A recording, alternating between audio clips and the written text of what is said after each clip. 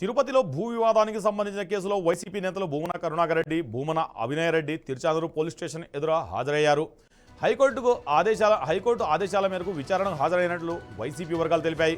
భూమన కరుణాకర్ రెడ్డి ఉమ్మడి చిత్తూరు జిల్లా వైసీపీ ఇన్ఛార్జిగా, అభినయ్ రెడ్డి తిరుపతి సమన్వయకర్తగా ఉన్నారు.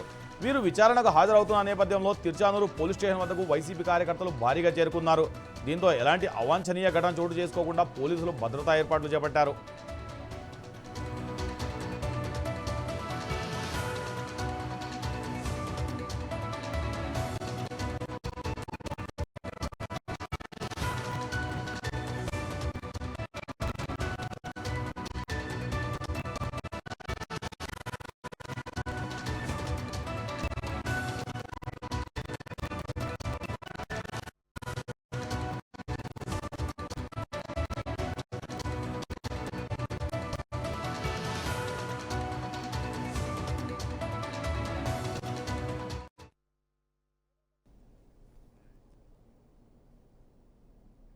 తిరుపతిలో వైసీపీ ప్రభుత్వ హయాంలో క్రీడాకారులకు అన్యాయం జరిగిందని శాప్ చైర్మన్ రవినాయుడు ఆరోపించారు.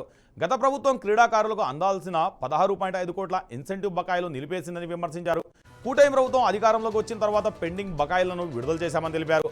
పథకాలు సాధించిన క్రీడాకారులకు ప్రతిభకు తగిన గుర్తింపు, ప్రోత్సాహం, ఉద్యోగ భద్రత కల్పించడమే ప్రభుత్వ లక్ష్యమన్నారు.